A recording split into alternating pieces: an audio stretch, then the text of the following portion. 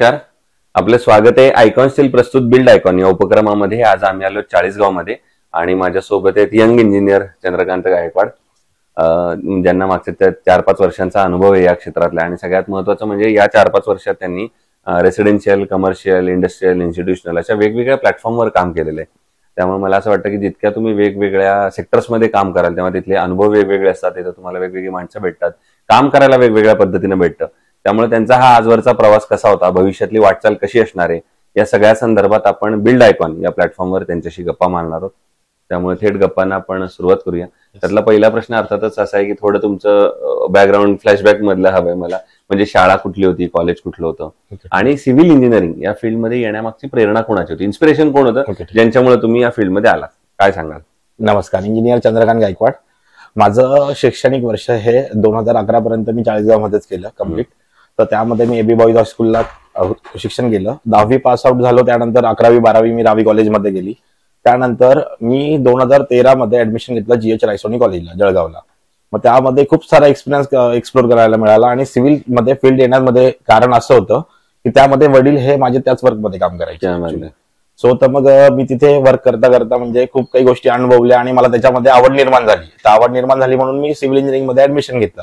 Actually माझी drawing मध्ये खूप जास्त आवड होती. तर त्या गोष्टी मी जेव्हा फर्स्ट इयरला फेस केल्या तर त्यावेळेस असं वाटायचं की यार हे खूप वेगळं आहे, आपण काहीतरी चुकीच्या वेला चाललोय. पण ऍक्च्युली सेकंड इयर पासून मग मी ते कंटिन्यू केलं आणि त्यामध्ये मला काही अनुभव येत गेले.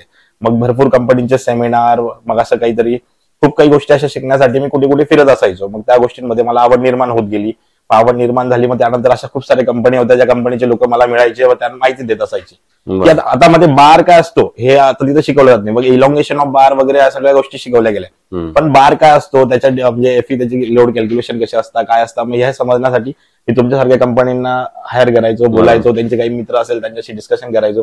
मग त्यानुसार ते काय कंपनी अपग्रेड करते त्या गोष्टींची माहिती घेत असायचो आणि मग तिथे कंटिन्यू करायचो. मग तसं मग करता करता 2019-20 मध्ये मी जस्ट इंजिनिअरिंग पास आउट झालो आणि लॉकडाऊन लागला. लॉकडाऊन लागल्यानंतर मी थोडा अनुभव गेला की काय करायचं. मग मी एक MIDC मध्ये कंपनीज होत्या आणि त्या ऍक्च्युली खूप जास्त म्हणजे फास्ट मध्ये कम्प्लीट करायच्या होत्या. ऍक्च्युली त्या टायमाला त्या गोष्टीची गरज होती. बरोबर. तर मग त्या कंपनीचे कामं घेतले, स्वतःला क्वारंटाईन ठेवून त्या कंपनीचे कामं कम्प्लीट केले. मग त्यानंतर प्रोजेक्ट मॅनेजमेंटसाठी मी स्थलांतर केलं पुण्यामध्ये. अप्पा इन्स्टिट्यूटला माझं प्रोजेक्ट मॅनेजमेंट झालं. त्यानंतर मग मला खूप सारे जॉब ऑपॉर्च्युनिटी झाल्यात. पण मी त्या सगळ्या बाजूला करून खूप थोडा स्वतःला स्ट्रॉंग करून परत गावाकडे रिटर्न केलं आणि वडिलांचं इन्स्पिरेशन घेऊन सगळं तो बिझनेस हँडओव्हर केला. मग तो सगळा बिझनेस मी सांभाळता खूप काही अनुभव आलेत, खूप काही लॉसेस पण झाले स्टार्टिंगला. लॉसेस म्हणजे इन द टाईप काय जेवढं रिटर्नची अपेक्षा केली होती तेवढं रिटर्न्स नव्हते स्टार्टिंगला. पहिले 6 महिने खूप थोडं असं हार्ड झालं. मग स्वतःचं ऑफिस टाकलं, कन्सल्टन्सी चालू केली. मग कन्सल्टन्सीच्या माध्यमातून मला खूप सारे कामं मिळाली. मग त्या कामं मिळता जसं लेबर्स पण वाढवले, जवळपास 500 पर्यंत लेबर माझ्याकडे वर्किंग मध्ये होते. मग मी काय केलं, मग असं पूर्ण एवढा लोड खूप जास्त होता. मग मी मॅनेजमेंटचा यूज केला आणि त्या मॅनेजमेंटचा यूज करता मग प्रत्येक टीम वेगवेगळी बनवली. कार्पेंटरची, फिटरची, इंटेरियर डिझायनसाठी वेगळे कार्पेंटर बघितले. म्हणजे सगळ्या गोष्टींची टीम वेगवेगळी केली. POPची टीम आहे, इलेक्ट्रिशियनची टीम आहे, सगळ्या टीम वेगवेगळ्या केल्या. मग त्या टीम्सला वेगवेगळं काम डिवाइड करून एक रेट्स फायनल केले, एक कॅल्क्युलेशन्स केले. त्यामध्ये मला काय राहतंय, त्यांना काय राहतं, त्यांना किती पुरतं हेही महत्वाचं होतं. कारण टीम कंटिन्यू करणं आणि सांभाळणं खूप अवघड गोष्ट होती. मग ह्या गोष्टींचं सगळं सॉर्टिंग करून मग सगळ्या टीम्सला मी काम डिवाइड करून दिले आणि त्यांचे रेट्सही फायनल केले. मग समोर काम घेऊन जाताना आता भरपूर गोष्टी असतात. आता सॉफ्ट स्किल्स सारखे सब्जेक्ट होते आमच्या कॉलेजला, पण शिकवण्यासाठी ते फक्त बोलायला शिकवायचे की कसं बोलायचं, कसं कोऑर्डिनेट करायचं. पण ऍक्च्युअली अनुभव हा जेव्हा वर्किंग करताना आला मला की म्हणजे समोरच्या क्लायंटशी बोलायचं कसं, शांतता ठेवायची किती, समोरचा क्लायंट आपल्याला नको ते क्वेश्चन करणारच आहे कारण आपल्याला सर्व्हिस द्यायची. मग सर्व्हिस देताना आपण काय विचार करतोय, काय दिलं पाहिजे, ह्या गोष्टींचा सगळा विचार करून तो क्लायंट सॅटिस्फाय झाला पाहिजे. मग त्या गोष्टींचा खूप अनुभव आला. ह्या गोष्टींमध्ये एक विदिन 2 इयर्स मध्ये मला त्या गोष्टींचा खूप अनुभव आला. मी क्लायंटशी जसं डिस्कशन करून खूप काही गोष्टी समजून घेतल्या. तर मग त्या गोष्टी समजून मग आजच्या कंडिशनला असं झालंय की माझ्याकडे कामं एक्स्ट्रा आहेत आणि माझ्याकडे मॅनपॉवर कमी पडतो. वा, क्या बात आहे. सो या सेक्टरमध्ये जे सध्याला जॉब जर शोधत असतील तर तुम्ही लवकरात लवकर त्यांच्याकडे कॉन्टॅक्ट करा. त्यांच्याकडे आता मॅनपॉवरची फार मोठी गरज येणार आहे लवकरच, त्यामुळे तुम्ही त्यांच्याशी कॉन्टॅक्ट करू शकता. पण गमतीचा भाग सोडा, मला फार आनंद वाटतो एका अर्थानं की तुम्ही पुण्याच्या सारख्या किंवा अशा मोठ्या सिटीज मधनं पुन्हा तुम्ही आपल्या रूट्सला येता. वडिलांनी जे करून ठेवलेलं असतं ते तुम्हाला करण्याची पुढे वाटतं ध्येय की अरे आपण पण पुढे ते करावं आणि तुम्ही ते यशस्वीरित्या करताय. आता या क्षेत्रातल्या काही प्रश्नांकडे येऊया. त्यातला पहिला एक महत्वाचा प्रश्न आहे म्हणजे या क्षेत्रामध्ये अकुशल कामगार किंवा प्रशिक्षित कामगारांचं प्रमाण फार मोठं आहे. आणि अशा लोकांबरोबर काम करणं हे बऱ्याचदा धोकादायक सुद्धा असं ठरू शकतं त्यांना जर कुठली महत्वाची जबाबदारी दिली गेली तर. तर तुमचा कसा होता अनुभव आणि तुम्ही ते कसे सगळे हाताळता परिस्थिती? ओके, आता ह्या वर्कमध्ये ऍक्च्युली अनस्किल लेबरच जास्त मॅक्झिमम मिळतं. पण असं असतं की आपण त्यांना स्किप करून स्किल लेबर पॉसिबल नसतात. मग त्या टायमाला मी काय केलं माहिती का, एक फोरमॅन त्यांचा क्रिएट केला. म्हणजे त्याच्यामधला एक स्किल जो वर्कर असेल त्याच्यातला त्याला त्याच्याजवळ ठेवलं, त्याच्या हाताखाली 4 अनस्किल लेबर ठेवले. मग मी काय केलं, त्याला समजवलं आणि त्याने त्याला समजवलं. कारण मला वेळ मॅनेजमेंट करणं गरजेचं होतं, खूप गरजेचं होतं. आणि त्या गोष्टी लक्षात घेता मी काय केलं, एक फोरमॅन, प्रत्येक टीच्यावर एक फोरमॅन ठेवला आणि त्या 4 लोकांची टीम हँडल करत गेला. मग काय केलं, असं खूप काही गोष्टी त्यांना समजत गेल्या, काही समजत नाही गेल्या. मग त्या गोष्टींवर आपण काहीतरी तुर्ताच काही चेंजेस करायचे, काही इंजिनियर्स ठेवायचे. आता मी माझ्या इंजिनियरची फर्म तयार करतो एक नवीन, त्यामध्ये जवळपास एक 20 ते 25 मी इंजिनियर कन्वर्ट करणार आहे, की त्यांना मी पूर्ण एवढं स्किल शिकवणार आहे. कारण इंजिनिअरिंगला असताना बिलकुल प्रॅक्टिकली नॉलेज नसतं, एकदम 0%.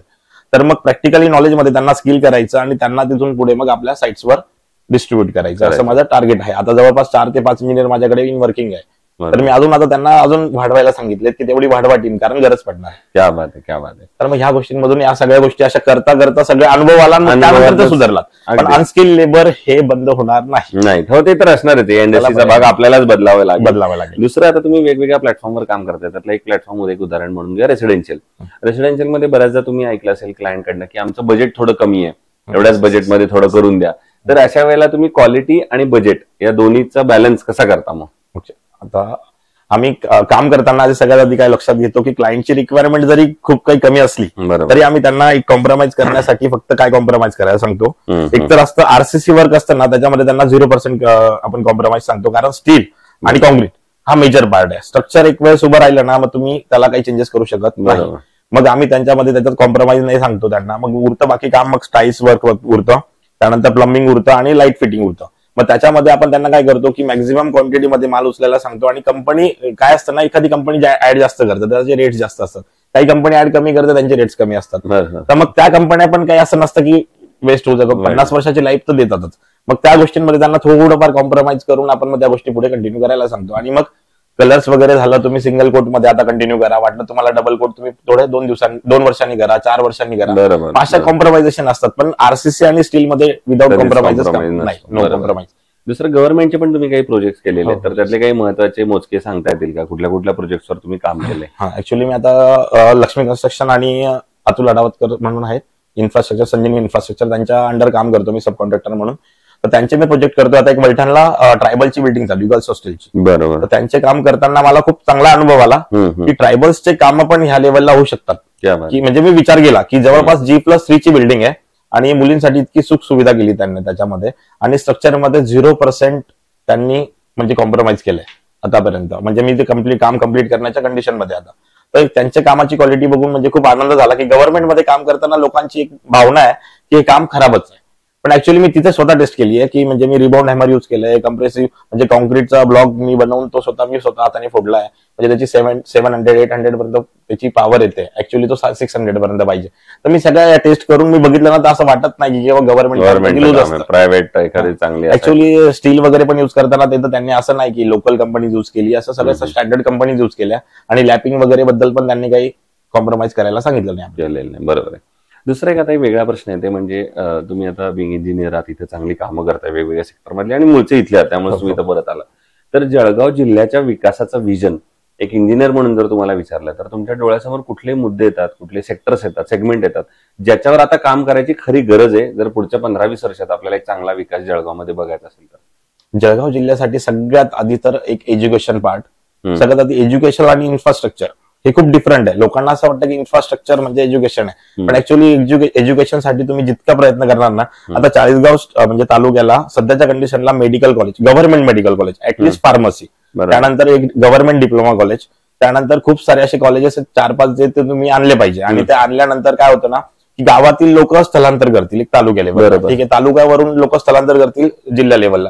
म्हणजे स्थलांतर जे होईल ना, तर ते मनीचं जो ट्रान्सफरेशन असतं त्यानुसार गाव ग्रो करतं. पण ऍक्च्युली लोक हे समजूनच घेत नाही. लोकांना फक्त बेरोजगार पाहिजे आणि ऍक्च्युली MIDC वाढली पाहिजे हे सगळं बोलतात, पण MIDC हे जसं तुम्ही सांगितलं सगळ्यात महत्वाचं एज्युकेशनल पार्ट, आपण त्याच्यावर फक्त फोकस करू की चांगल्या शिक्षण संस्था इकडे आल्या पाहिजेत.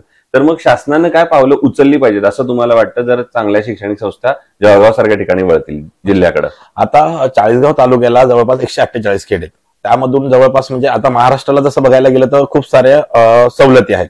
तर सवलतीत बसणारे खूप सारे मुलं इथे आहेत, पण ते काही कंडिशनलमुळे बाहेरगावी शिकायला जाऊ शकत नाही. जसं की रेंट झालं, म्हणजे रूम रेंट झालं, शैक्षणिक खर्च झाला, खूप वाढत जातो त्यांचा एक्सपेन्स होतो. म्हणून त्यांचे वडील त्यांना खूप कमजोर वीक असल्यामुळे मग त्यांना काय करतात की ठीक आहे, तू इथंच काहीतरी करून घे, इथंच काहीतरी ग्रॅज्युएशन करून घे, या गोष्टी करतात.